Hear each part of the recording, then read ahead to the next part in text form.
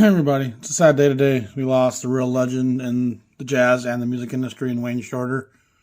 He doesn't need a whole lot of introduction here, I'm sure, from his time with the Jazz Messengers and being one of the primary writers in that group, along with Lee Morgan and Hank Mobley and the great Jazz Messenger lineup with Bobby Timmons, Jamie Merritt, of course, Arthur Blakey.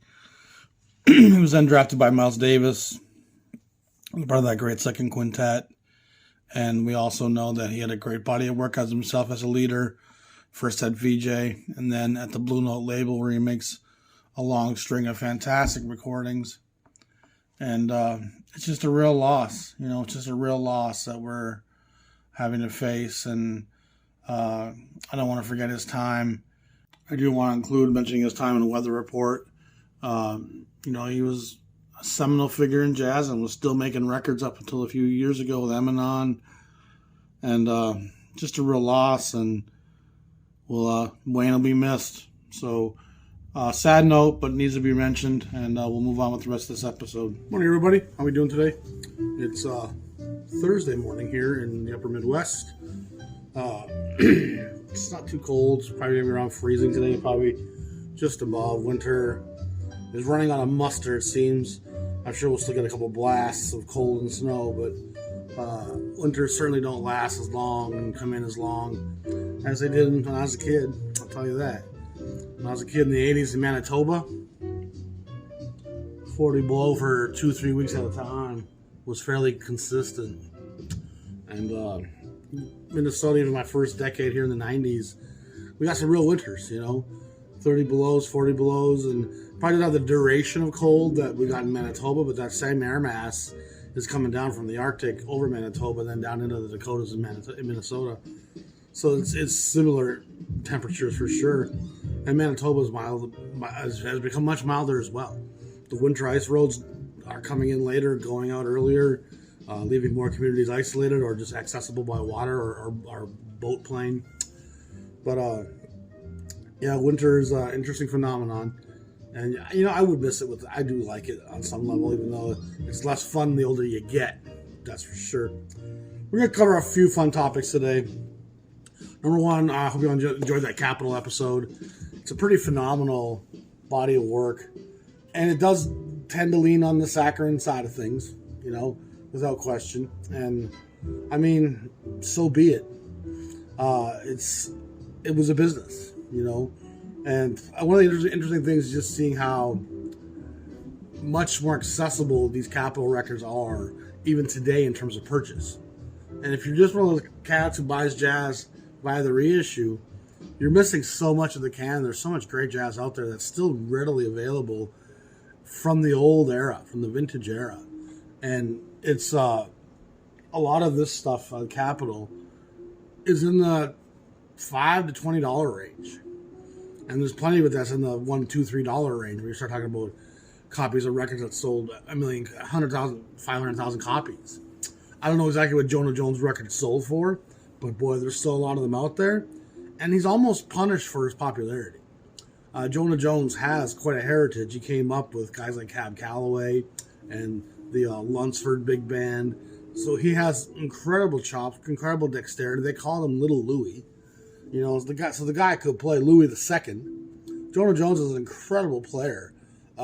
Beautiful tonality and crystal clean sound with a lot of sweet melancholy. Mary McParland, who we're listening to right now, this is her at the Hickory House. And I knew her first probably through Argo. She has one title at Argo, which I think might also be at the Hickory House. It's at a place, and a lot of her stuff is live. Then Savoy has some stuff from the early 50s on 10-inch that they repackaged on LP early on. And again, when I talked about her in the Capitol episode, I wasn't disparaging McParland or Shearing. There's some great British talent that comes across. It was just how quickly they were enveloped into the mainstream and how well those artists sold like they were one of us, which, technically we all are.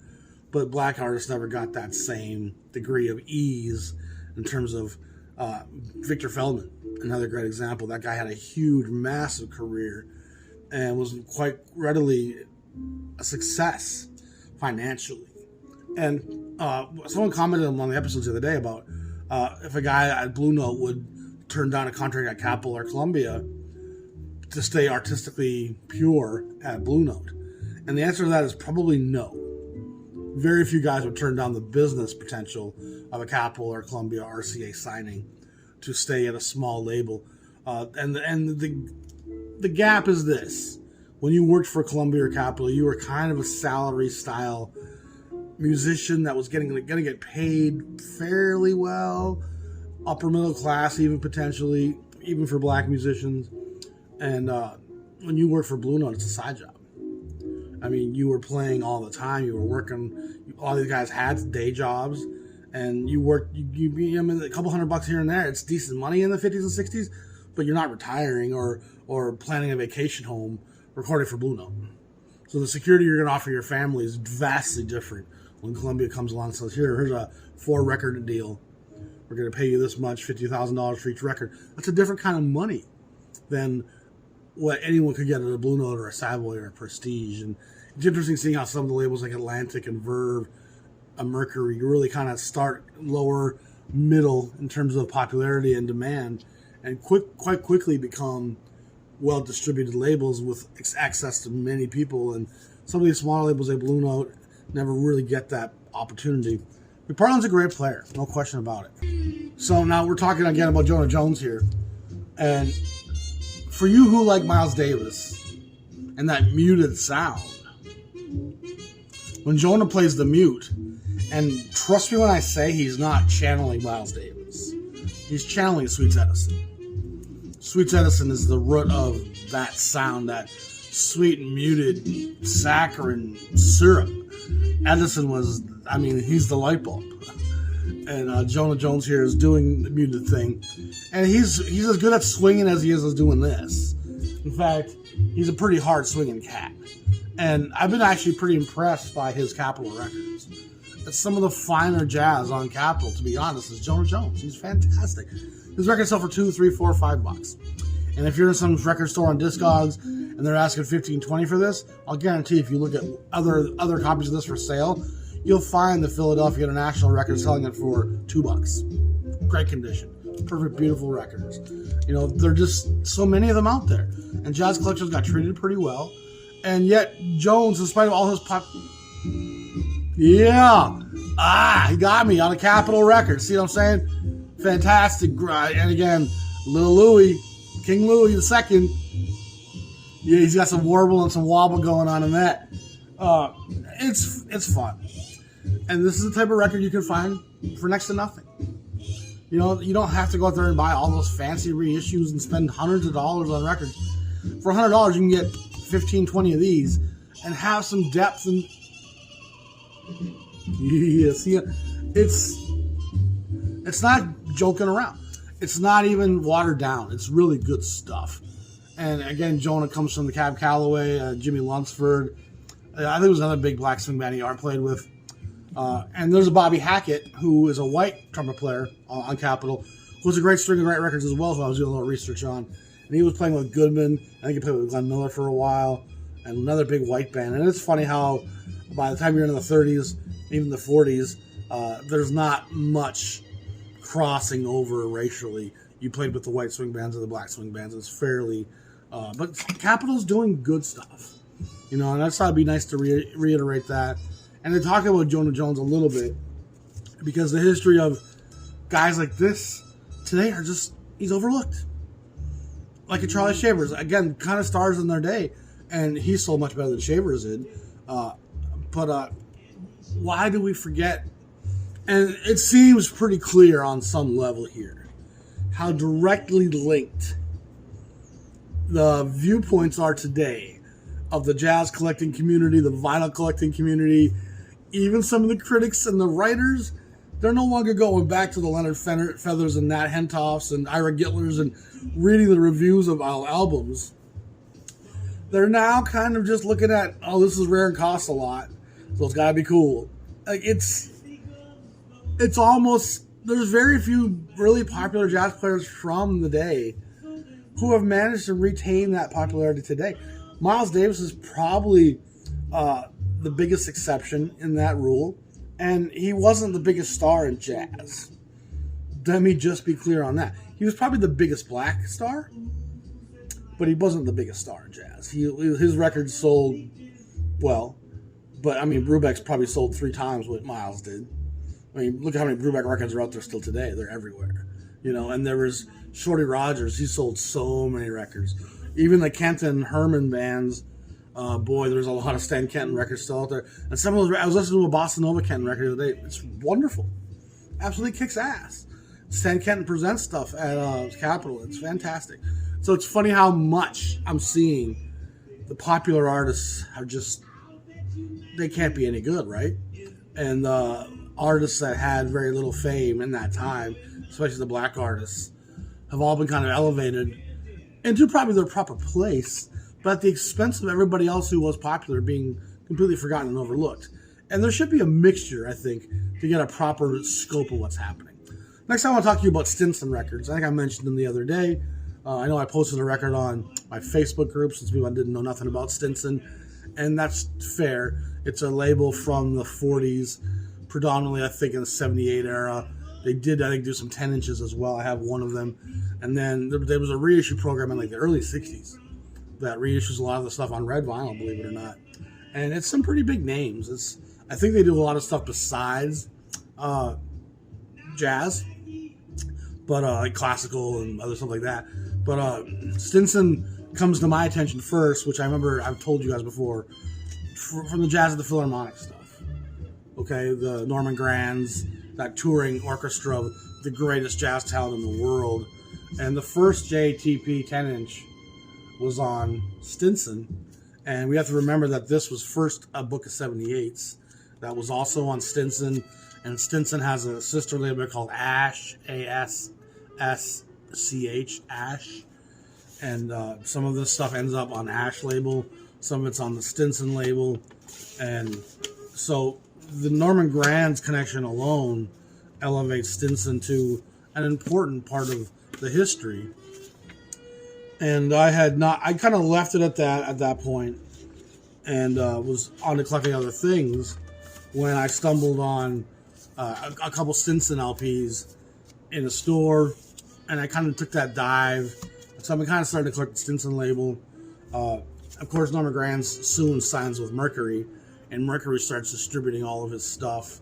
And Mercury and him had an alliance for a number of years, and then eventually he doesn't sign over control of any of it. It's like he's just leasing the music to Mercury, because when he creates Clef and Norgran, he reissues it all on his own imprints, and then eventually he signs Ella Fitzgerald in '55 away from Decca, and launches Verve with the 4,000 sequence for her stuff, and the 8,000 sequence to reissue the Clef and Norgran stuff, some of which was on Mercury and Stinson as well. Like the Verve Norman Grands catalog is a convoluted ball of wax, and I'm slowly kind of getting it all untwisted, but it's a lot to discern. It's a lot of research, a lot of times looking at Clef's discography, Norgran's discography, Verve's discography, some Mercury and Stinson and Ash stuff, and then seeing all the Verve repackagings of it, and then the MGM buying of Verve changes a lot of the dimensions of it all again. But I'm going to show you a few other Stinson titles here that are pretty cool. This 10-inch is a pretty cool vintage piece. Beautiful label. The great Mary Lou Williams. There's actually some nice photos on the back of this. Photo, I suppose. A fantastic pianist, a great composer and arranger. Someone who was well respected in the black community by the black musicians. They all knew Mary Lou was the real deal. And she never really got the opportunity for the dual strike against her of being black and a woman. So there is some material of hers out there, but she probably deserves to be a much bigger name in people's mouths today than she is. Mary Lou Williams on Stinson. A few other Stinson pieces I want to show you here. This is James P. Johnson, Stinson number 21. Amazing album cover. It just has that incredible throwback to, the racial Jim Crow era. You can just feel the history in James P. Johnson. And James P. Johnson is one of the great architects of Harlem stride piano. Fats Waller, Willie the Lion Smith, and then James P. Johnson are the three real architects of Harlem stride and are all worthy of picking up collections when you come across them. And as I said, Stinson stuff was issued on kind of a clear red vinyl in the 62 era. Most of the stuff was repackaged. And so it still makes it kind of a vintage piece. Number 40, Art Tatum, who was, again, one of the great piano players of all time. I think he was a Toledo native. And he wasn't really a stride player. He wasn't really a boogie-woogie player. He was Art Tatum. And he's the greatest ever. I mean, that's all you could really say, and everybody else knew that. And you weren't going to cut Art Tatum. And all the great players had a different level of reverence for Art Tatum, who was like 79% blind. Like, I don't think he had much vision at all. And he was a big influence on Charlie Parker. When Parker comes to New York, Parker's washing dishes in the 5 spot or wherever Tatum was booked. And Parker's revelations start to just explode, hearing Tatum abandon some of the structure and just find melody and almost play modally and almost play bebop at times. Tatum was just an architect. Norman Granz, again, records a lot of Tatum in the 50s when he starts Clef and Verve. But this is a Stinson piece and cool piece of artwork again. And the other thing about Stinson is Norman Granz found David Stone Martin. And David Stone Martin and him worked together first at Stinson, and then they move on to the Clef body of work. Here's another one, Meade Lux Lewis. And Meade Lux Lewis is a Chicago native, and he's one of the real boogie-woogie style of players with that rolling left hand with all that shuffle and jive. Like, boogie-woogie has some real... I mean, it's early rock and roll in some ways. It just shuffles and it makes you want to move. Meade Lux Lewis, along with Pete Johnson and Albert Ammons, were the 3 real architects of boogie-woogie piano playing. There's other players as well, one of them who we'll talk about in a second, by the name of Slack, not Jimmy Slack. I can't think of his first name right now. But incredible stuff. But Meade Lux Lewis on Stinson, again, interesting artwork. And then these 2 collections are Stinson. I think that Stinson starts at 20, which is kind of a weird starting place. And then this is 29. And these are first jazz variation, second jazz variation. They're kind of collections, I'm guessing, of 78 stuff. I think they had 10-inch issuings, obviously, first. But you got Fletcher Henderson, Alan Royce, James P. Johnson, Jess Stacy, Peck's Bad Boys, Benny Morton, Coleman Hawkins, Mary Lou Williams, Eddie Doherty. There's some pretty big names here again. James Robinson. So early black music on Stinson, which was a New York label, associated eventually with Norman Granz and David Stone Martin. And I have a few more pieces from this label coming, including... so they seem to do a lot of the piano players, it seems like, but there's also the horn players there as well. So that's the Stinson label. And again, I'm just kind of a baby on Stinson myself. Just kind of learning the ways there. I've had the JATP stuff for a couple of years, but the other stuff's all fairly recent to me, and worth stumbling. When you stumble on it, it's worth grabbing. It really is. I'm going to pause this real quick. We're going to talk about the last thing today. Okay, so in working on picking up some Capitol stuff to kind of fill in that episode, this is a record I've seen several times. It was usually going for decent money for a Capitol record. I've seen those for close to $50, $60 sometimes, which for a Capitol record is a lot, which kind of raised my curiosity. And I ended up finding one for $15 or so. Nice, beautiful mint condition, like it's pristine, a lot of these old Capitols. And I jumped at it because I'm like, okay, let's see what that's about. And it's a nice record. LMA, Morse code, orchestra conducted by Billy May. And Billy May is a fine big band, kind of slightly easy listening, but I enjoyed her voice, and her voice had some oomph to it. And for those of you who know me or know what it's like to collect, when you open your eyes and ears up to an artist, it kind of makes you willing to purchase the next item you find by that artist. And it turned out she had an earlier piece on Capitol, and I'm always willing to go back earlier with an artist, especially to kind of get to know their lineage. And I found this for a few bucks only, and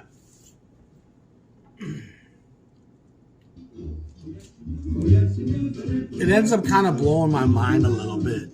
I'm not gonna lie, it kind of was off. I had to recalibrate my charts. It's R&B music, jump blues almost, barrel house, and she sounds like Ma Rainey or Bessie Smith, and they play the blues and the boogie woogie, and it's early rock and roll even, and upon doing some research, she's often considered as one of the first rock and rollers. And so part of my, it's like, how did I not hear about her sooner? And she actually had pretty big success in the race charts as a white gal. And I wasn't quite prepared for that revelation, but they were crossing over that early. And a lot of people in those days didn't know she was even a white gal. She was selling, and she sounded like a black gal, and she had a lot of charts success in the 40s, during the 78 era. Cow Cow Boogie was a huge song, and she does that with this pianist named Freddie Slack, who was a guy I had a record by, and I collected the works of Emerson, and this is missing a big chunk of it there, sadly. But Freddie Slack is a fantastic boogie woogie piano player in the ilk of the Albert Hammonds and the Meade Lux Lewises and the Pete Johnsons. This white cat can play. And here they are playing with MAE MORSE, and I don't think he's actually on this Capitol version of this, but he could be. The information here is kind of sparse. But I think most of this is earlier stuff. And when you go through her singles from the 40s, there were some pretty big hits in there. And I have another record of hers coming with Freddie Slack on Capitol. That's a collection of some of her earlier stuff. And like I said, some of this stuff here goes back to the late 40s. A song about coffee. 40 Cups of Coffee. That's an old piece. This sounds like Jailhouse Rock. It's bluesy, it's gutsy. She's not saccharine. She's the real deal. She's Elvis before Elvis. Jailhouse Rock is a mother right there. It's pretty insane.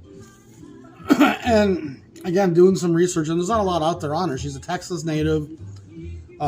She obviously heard those black blues, barbecue houses, and just fell in love with that music. And again, Freddie Slack is such a great player. And let me tell you something. This record here, I was playing it on Sunday, and the place wanted to start dancing, the coffee shop. It's full of energy and vibrant. And I was hanging out with my friend Al the other day, and it was a revelation to him as well. And we were just digging into this stuff, and excuse me, it's pretty incredible just how much this kicks ass, and how much I didn't know about her, and how legitimate it is. It's, again, it's ahead of its time, for lack of a better word. And so MAE MORSE and Freddie Slack, and of course out here's a guy by the name of Big Dave and his orchestra. They're playing rhythm and blues, jump blues that Louis Jordan would be proud of. It's Tiny Bradshaw would be like, yep, this bitch is bad. And that's not even really a representation of her, I don't think. Obviously, she looks quite different in that later record. And that later record's like from 57, and most of his other stuff's from the 40s and early 50s, I think. And she kind of disappears, sadly. She just kind of up and disappears out of the scene. Last thing I want to talk to you about real quick today. I just want to kind of jump through this real quick for y'all.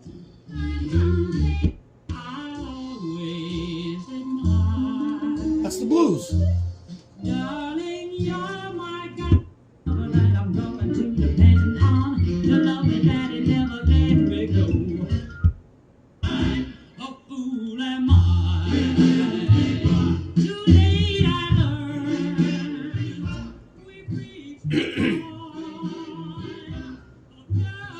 That could be Etta James. Sounds like a baritone. It's the real deal. And I'm obviously, there's people who do know about her because she is acclaimed as one of the first rock and rollers. But She needs more light shed on her career. And the truth is, you can find those MORSE records on Capitol for. So that's the crazy thing about the collection, because my OCD makes me collect. It also forces me to learn. I'm constantly learning. I'm constantly bringing in new material and broadening my own understanding of the music and the charts and the history. And like, I want to graph this out sometime. Just show people how those main 4 labels are like on this chart. They're up here, and you know they might weave back and forth in terms of their popularity. Those 4 labels: Decca, RCA, Capitol, and Columbia, but they're all up here selling, you know, millions of copies of records a year. And then in the middle here, you have your Verves and Mercuries and Atlantic, kind of making that big stretch up to the top, and then become a mainstream label. Emerson Mercury becomes kind of a mainstream, middle of the pack label towards the high end of things.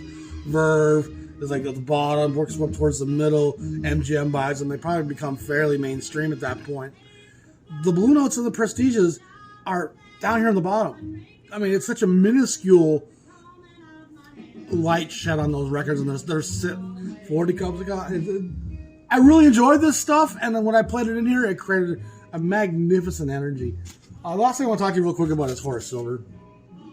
And I'm a huge Horace Silver fan. There's an immediate depth. And, I mean, there's gospel blues in there, rhythm and blues, even a little bit of jump blues, but it's got an intensity and a darkness and dimension to it that we're not hearing anything else we've talked about lately. And one of the things I love most about some of these hard bop records is when you spend time digging through the poppier sides of jazz, through bossa nova, through some Verve, Creed Taylor era, even through some of the spiritual jazz and some of that stuff, and then you put on some hard bop.